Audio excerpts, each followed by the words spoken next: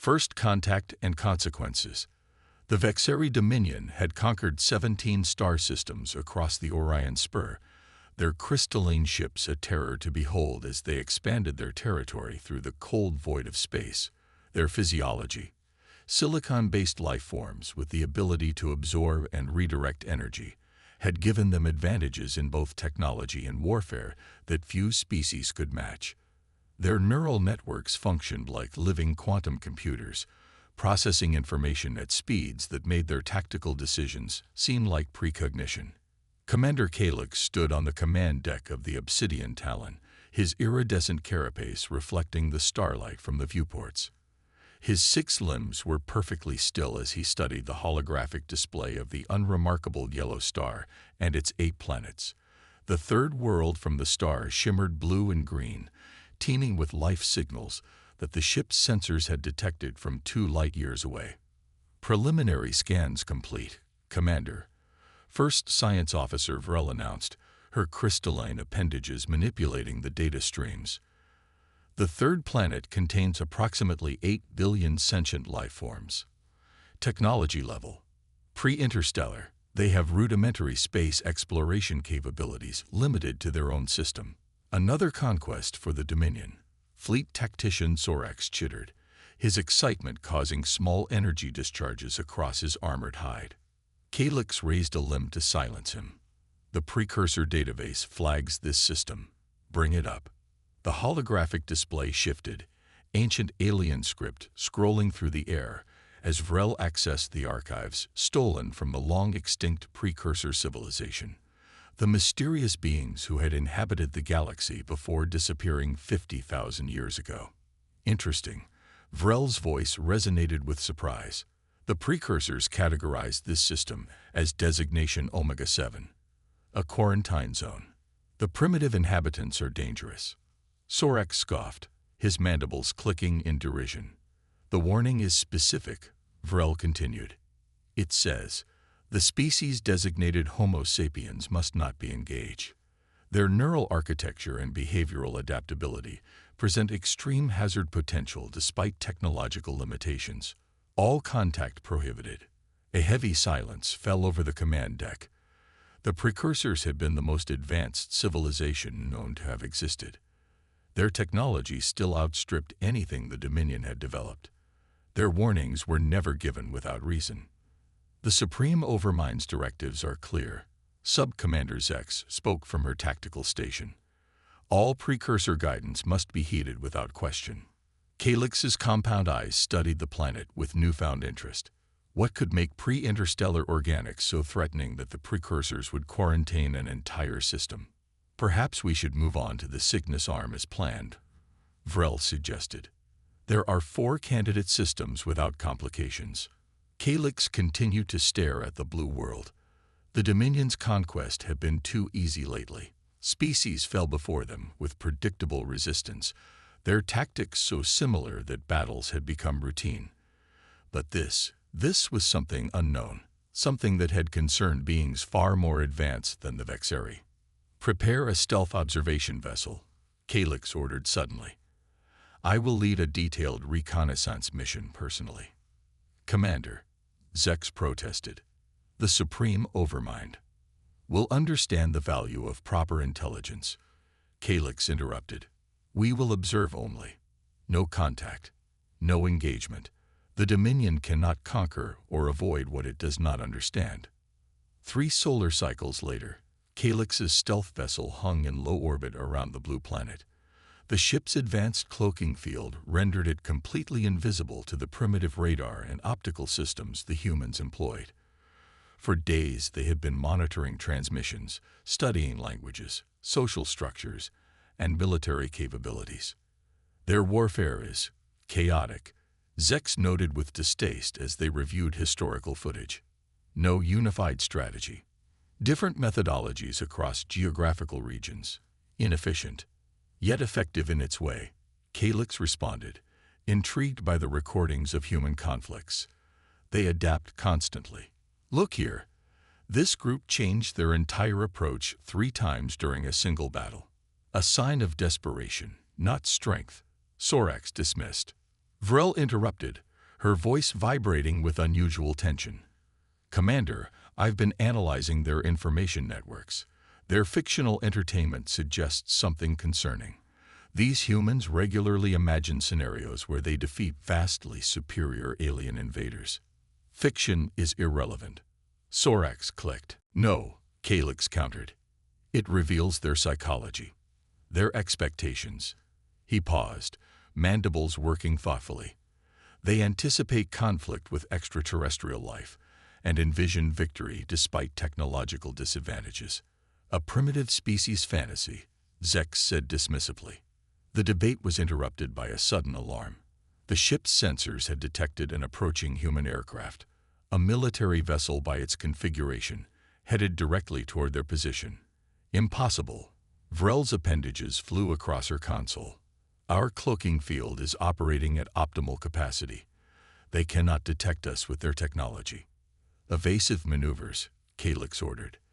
The stealth vessel shifted position, climbing higher into orbit. The human aircraft altered course, continuing to approach. "They're still following," Zex reported, a note of disbelief in her harmonic voice. "How?" Calyx demanded. Vrel analyzed incoming data. "Unknown. Their radar systems shouldn't. Wait. They're not tracking us with electromagnetic detection. They're using atmospheric disturbance patterns. Our ship is displacing air as we move, and they've developed algorithms to detect these anomalies." Calyx's compound eyes widened. "They developed detection systems for technology they've never encountered. Precautionary defense." Vrel confirmed, newfound respect in her voice, based solely on theoretical possibilities.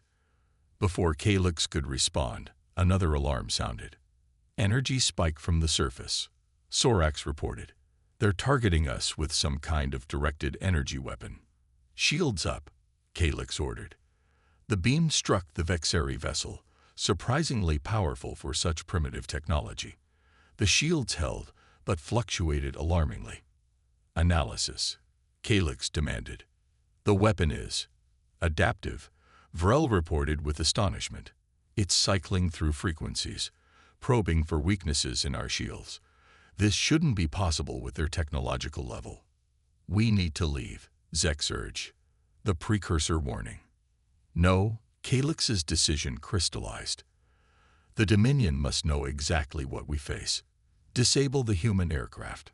Non-destructive measures only." The stealth vessel fired a pulse designed to disrupt electronic systems. The human aircraft faltered, then began an uncontrolled descent. "Capture it," Calyx ordered. "Bring the craft and its pilot aboard for study."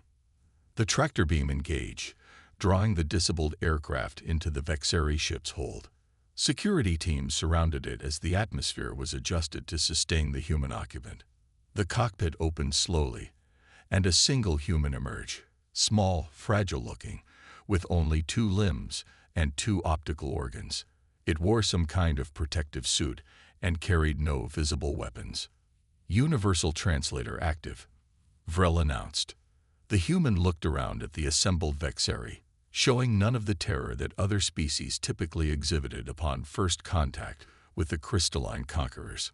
"I'm Major Diana Chen, United States Space Force," the human announced in a remarkably steady voice.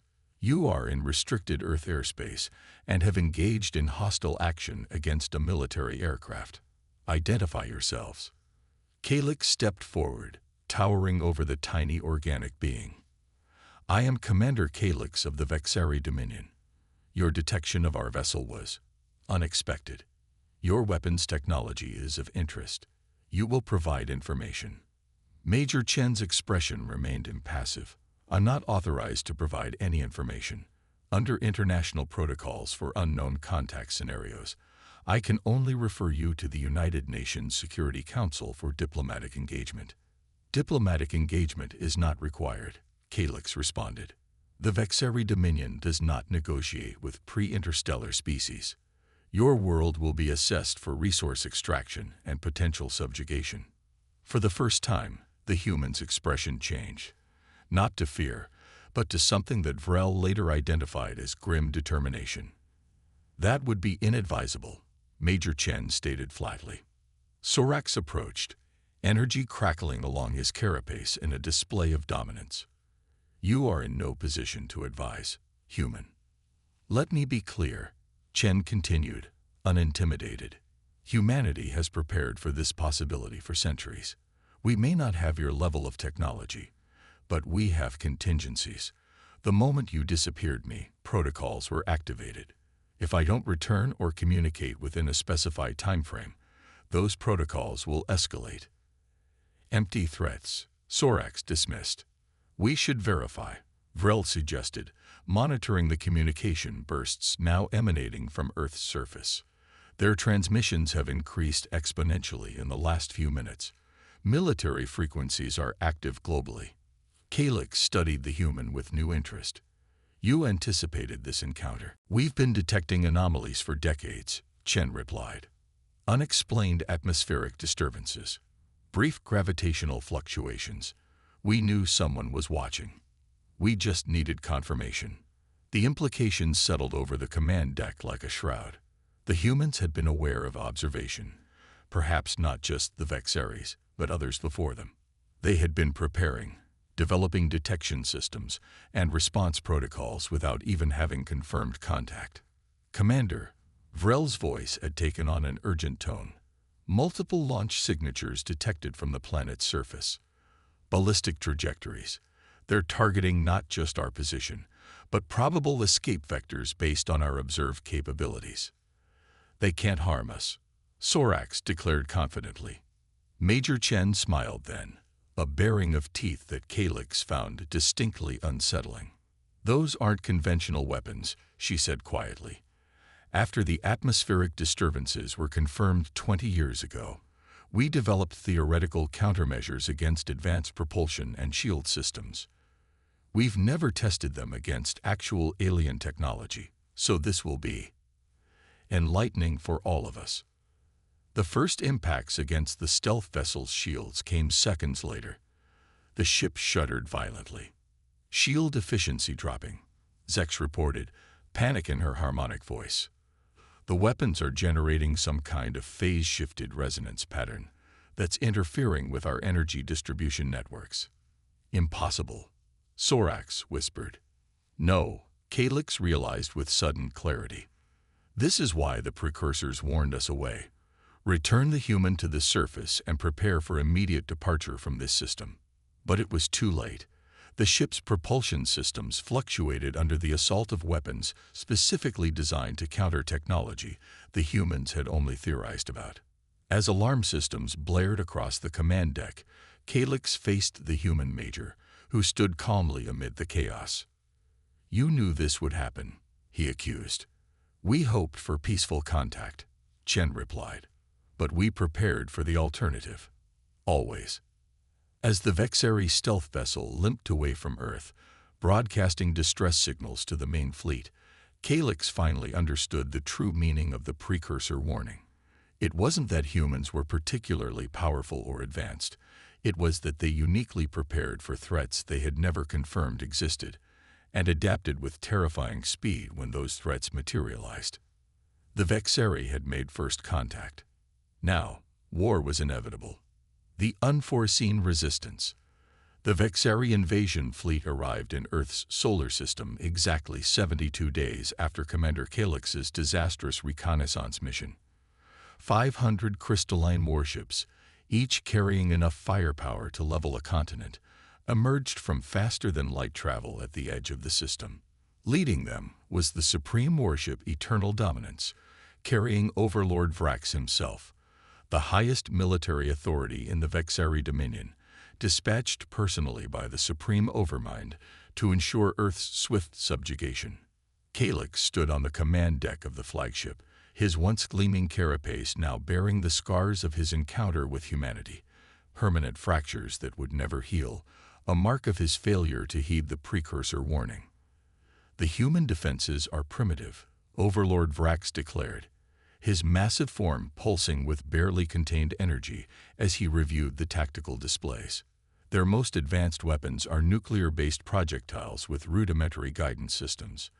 Their energy weapons are negligible. This will be a standard conquest operation. Overlord, Calyx ventured carefully. The humans demonstrated unexpected capabilities during our initial contact. Their adaptability exceeds. I have reviewed your report, Commander. Vrax interrupted, the harmonics of his voice carrying clear disapproval. You allowed a single human aircraft to damage a stealth vessel with our most advanced defensive systems. Your incompetence does not indicate human superiority. Vrel, who had also been summoned to the flagship, spoke up. The damage was caused by weapons specifically designed to counter technologies the humans had never encountered. They theorized our vulnerabilities based on minimal data and developed effective countermeasures. Fortunate guesswork, Vrax dismissed. The invasion proceeds as planned. Primary strike forces will target their major military installations and governmental centers. Secondary waves will secure resource-rich regions. The human resistance will collapse within one planetary rotation. Calyx and Vrel exchanged glances but remained silent. The Dominion's military hierarchy was absolute. The invasion order was given, and 500 warships accelerated toward the blue planet. The first surprise came when the fleet reached Mars.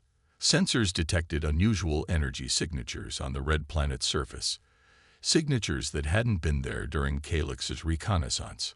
Unknown structures detected, the sensor operator reported. Artificial constructions on the fourth planet, not present in previous scans. Impossible, Vrax rumbled. The humans have no substantial Mars presence. They've been busy, Calyx observed grimly. Before further analysis could be completed, the structures activated. Massive energy weapons emerged from beneath the Martian soil, targeting the approaching fleet with unerring precision. Evasive maneuvers, Vrax ordered. The Vexeri ships scattered, but the weapons tracked them, firing concentrated plasma streams that somehow penetrated the fleet's forward shields. 3 destroyers exploded instantly, their crystalline structures shattering into space. Analysis, Vrax demanded. The weapons are Vexeri design, Vrel reported, her voice reflecting her shock, or a remarkably accurate approximation. They're using modulation frequencies nearly identical to our own technology. How? Vrax's massive form pulsed with rage. The answer came from Tactical Officer Merrick, reviewing data from Calyx's damaged stealth vessel. The human they captured, Major Chen. She was carrying scanning devices within her flight suit, microscopic sensors that mapped our technology during her brief time aboard. They reverse-engineered our weapons in 72 days. Vrel's disbelief was evident. Not completely, Calyx realized.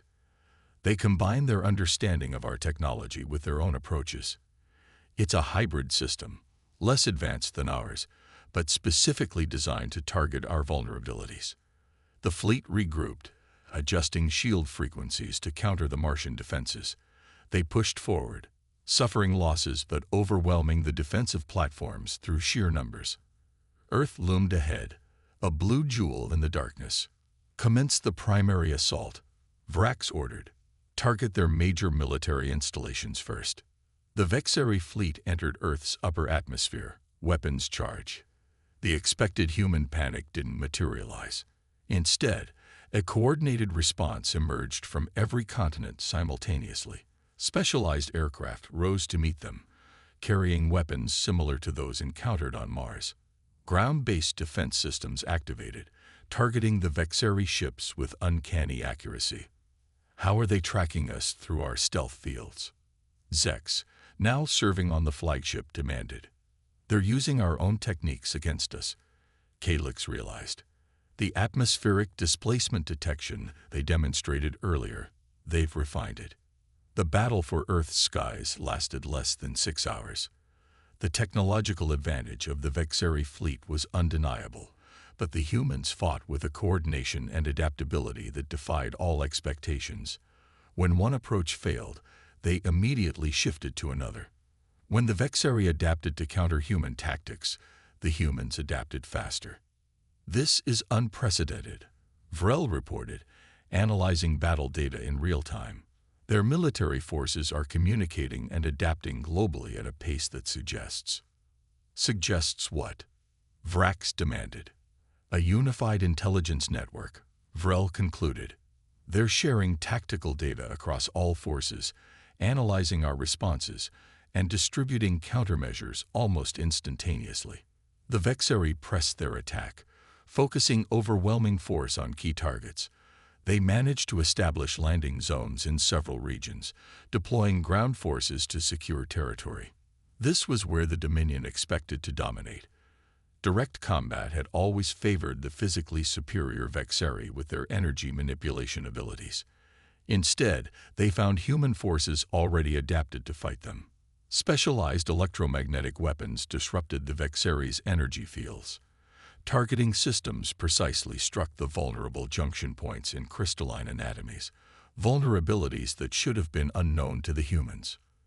They're using data from the damaged stealth vessel, Calyx realized.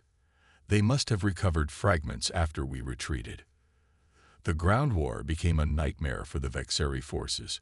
Humans employed asymmetric tactics, avoiding direct confrontation where the Vexeri were strongest.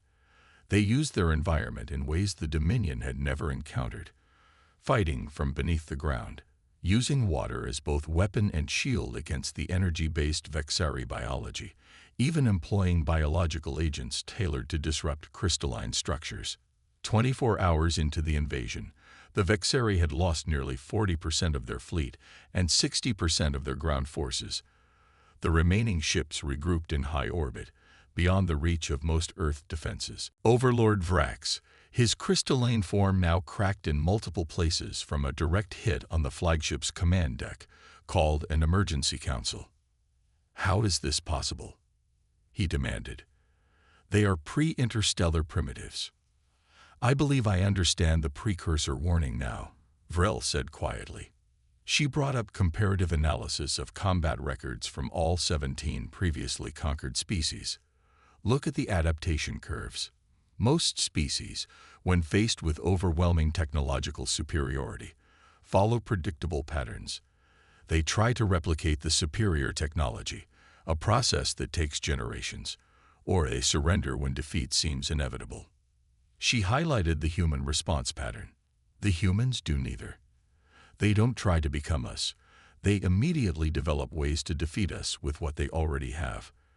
And they never stop adapting, not even when conventional logic would suggest surrender. The precursors feared this, Calyx added. Not humanity's current capabilities, but their potential. Their unpredictability. Their refusal to accept defeat. A communication alert interrupted the discussion. "Overlord, the humans are broadcasting on all frequencies, using our own communication protocols." "How have they broken our encryption so quickly?" Vrax demanded. "Unknown, sir." "Display the transmission." The holographic display activated, showing a human female in a formal military uniform, different from Major Chen, but with similar insignia. "This is General Amara Wright of the United Earth Defense Command. Your invasion has failed. You have lost nearly half your fleet and the majority of your ground forces. We are now targeting your remaining ships. However, we are prepared to offer terms." Terms. Vrax's rage caused energy discharges across the command deck. "The Dominion does not negotiate with inferior species." General Wright continued calmly. "Our terms are simple. Complete withdrawal from our solar system, a formal non-aggression pact, and exchange of knowledge, peaceful exchange. We are not interested in conquest, but we will defend ourselves with absolute commitment." "This is absurd," Vrax dismissed. "Prepare the neutron cascades. We will sterilize this planet rather than accept defeat." "The neutron cascade launchers are not responding," Zex reported after a moment. "Something is interfering with the activation sequences." "How?" Vrax demanded. Another human appeared beside General Wright on the transmission, Major Chen. "Your ship's systems were remarkably easy to understand, Commander Calyx," she said. "Silicon-based quantum computing isn't so different from our own research directions. We've been broadcasting a specialized algorithm to your fleet for the past hour." By now, it's integrated with your primary systems. A virus, Vrel whispered with newfound respect. They infected our neural networks. Not exactly, Chen corrected, as if hearing them. Consider it more of a translation protocol. We now understand your technology well enough to communicate with it directly. Your weapons are, temporarily, under our operational control. Silence fell across the Vexeri command deck. You have 1 hour to consider our terms, General Wright stated. We await your response. As the transmission ended, Overlord Vrax turned to Calyx. You encountered them first. What do you recommend? Calyx's compound eyes surveyed the tactical displays showing the devastation of the once mighty invasion fleet. The precursors were right to warn us away, he said finally. The humans are not like other species we have encountered. They do not think as we do. In 72 days, they advanced their military technology at what would take other species centuries. Not by copying us, but by understanding us and adapting their existing capabilities to counter ours. He faced Vrax directly. If we continue this conflict, even if we eventually prevail, the cost will be catastrophic. And I am not certain we would prevail. The longer we fight them, the more they learn, the more they adapt. Vrel added her analysis. Based on current adaptation curves, I project that within one standard solar cycle, the humans would not only neutralize our technological advantages, but potentially develop countermeasures that could threaten the Dominion core worlds. Vrax's crystalline form dimmed slightly as he absorbed these assessments. For the first time in the history of the Vexeri Dominion, an overlord gave the order to retreat. As the battered remainder of the fleet limped away from the Sol system, Calyx remained on the observation deck, watching the blue planet recede. They will follow us, eventually, he said to Vrel, who had joined him. Not for revenge, for knowledge. The Supreme Overmind will not be pleased, Vrel noted. 17 systems conquered without failure.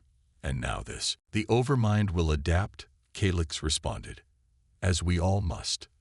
The galaxy has changed today.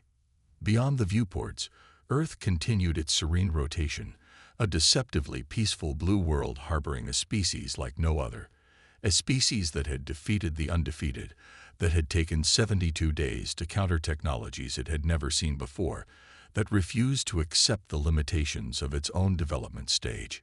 Calyx understood now why the precursors had left their warning. It wasn't fear of human weapons or technology. It was the recognition of something far more dangerous, a species that would never stop learning, never stop adapting, and never accept defeat no matter the odds. The ancient warning had been clear. The Vexeri hadn't listened, and the galaxy would never be the same.